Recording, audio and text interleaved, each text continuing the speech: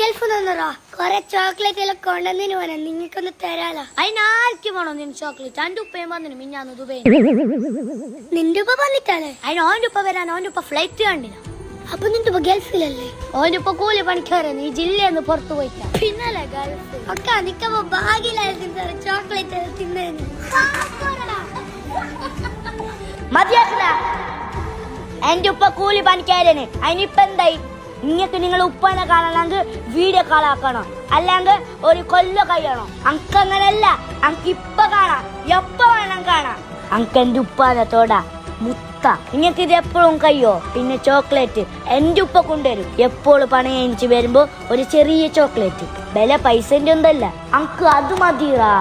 നിങ്ങൾക്ക് ഭാഗ്യമില്ലാത്ത നിങ്ങളെ ബേജാറാക്കാൻ വേണ്ടി പറഞ്ഞല്ല, നിങ്ങൾ എന്റെ ഉപ്പാനെ കളിയാക്കാൻ കൊണ്ട് പറഞ്ഞ. സോറി.